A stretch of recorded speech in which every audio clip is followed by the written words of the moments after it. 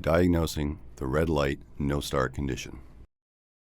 Warning: it is important before starting this or any other procedure that you or anyone who operates, works with, maintains, services, or repairs the Butler system and/or vehicle be familiar with its operation and thoroughly read, understand, and follow in their entirety all of the warnings, cautions, and notices described in your Butler system and vehicle owner's manuals and in the following service video. Your safety and the safety of others depends on it.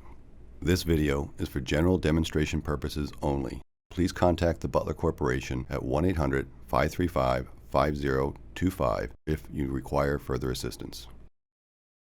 The Butler system is designed to not engage if any of the following conditions exist. The vehicle's shift selector is not in the park position. The key-activated on-off switch is in the off position. The engage system switch is in the off position. The recovery tank is full.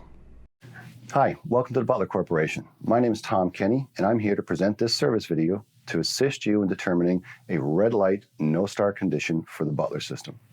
There are 4 things that can cause a red light condition on the system engage switch for the Butler system. 3 are faults. The 4th one is considered a normal condition. First, you must have the vehicle engine running, the shifter in park, the parking brake firmly depressed, the Butler system key in the on position, and the system engage switch depressed in its normal condition.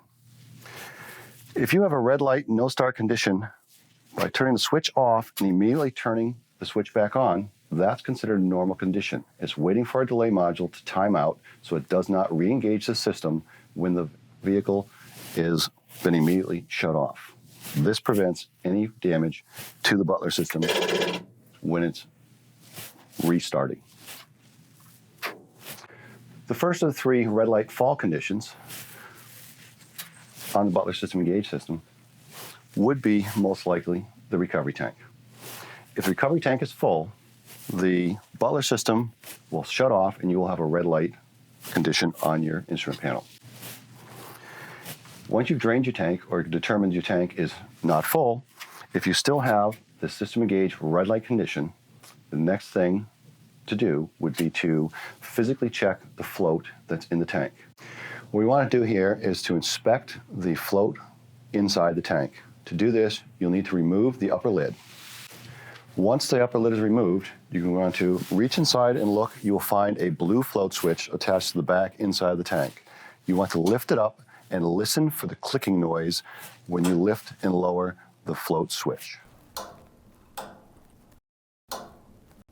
If the float switch is clicking in the up and down position, that is a sign of a good float switch. If you find problems at that point, what you want to do is bypass the float switch assembly. First, you're going to have to find the 2 brown wires that are behind the recovery tank that come from the float switch out the back of the tank, run down along the back of the tank. When you get to the first white and blue connector, you want to disconnect the connector and leave the 2 brown wires hanging below the tank. Pull this connector up through the wire loom and then connect it back in to the white blue connector you just disconnected. Once you have done this, the float switch is bypassed. Now that you've bypassed the float switch in the recovery tank, you want to depress the engage system switch to see if that has cured your condition. If your engage system goes green and your engage pump and speed control switch light up, your system is up and running, the float was at fault. If the red light, no start condition was caused by a faulty recovery tank float switch, you may operate the machine temporarily while waiting for the repair to be completed. Caution: when operating the machine before the repair is completed, do not allow the recovery tank water level to exceed the top of the sight gauge, as the recovered water will overflow into the vacuum blower and onto the ground. Note: a large volume of water can cause severe damage to the vacuum blower. If bypassing the float switch has resolved your issue, there is no need to diagnose any further. If the condition continues to exist, continue with this video's next diagnostic steps.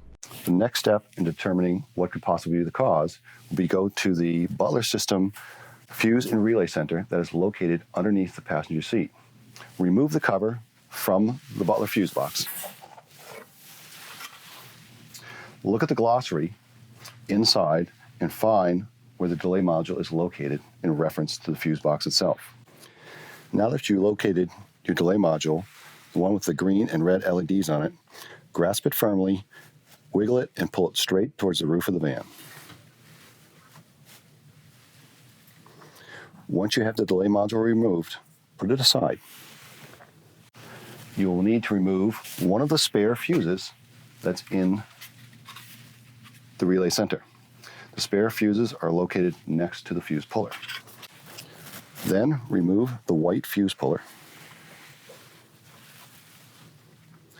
Remove the spare red 10 amp fuse. You can place it in the socket where you just removed the delay module from, in the terminal closest to the left front of the vehicle, driver side front, and the terminal directly behind it.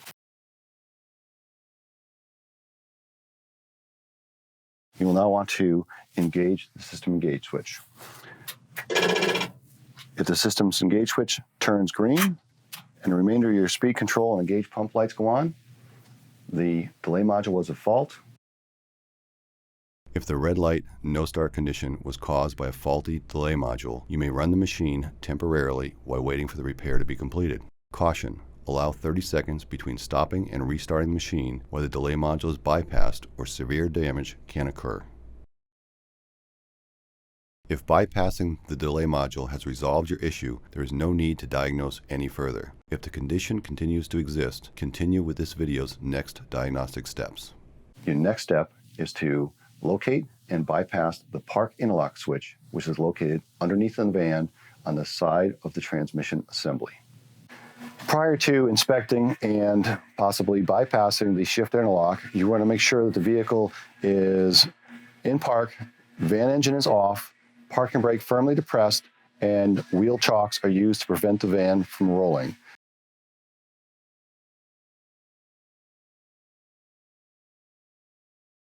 The park interlock is located underneath the vehicle, attached to the transmission oil pan by these two bolts and on the end of this bracket. You can identify it by the rubber bulbous nose and the copper threads and the heat resistant shielding that wraps around it.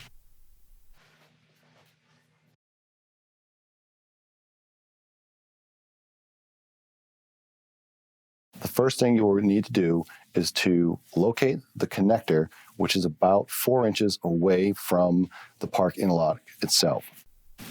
It is behind and underneath the heat shielding that is wrapped around the wires. To do this, you'll pull back and expose the connector that's inside the heat shielding. From there, it'll be necessary to disconnect the interlock from the harness.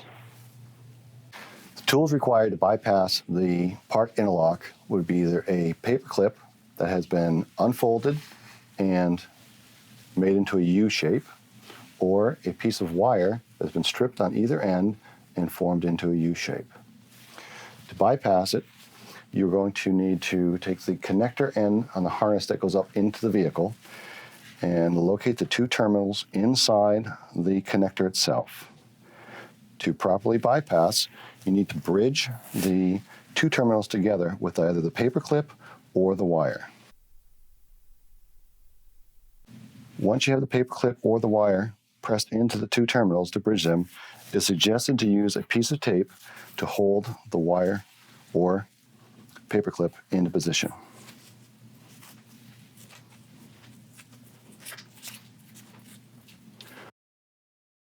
Warning: if the red light no start condition was caused by the park interlock switch, the Butler system should not be operated until the switch has been replaced and is functioning as originally intended. Operating the Butler system without a functioning park interlock switch can lead to property damage, personal injury, or death. This video is for general demonstration purposes only. Please contact the Butler Corporation at 1-800-535-5025 to order replacement parts or if you require further assistance.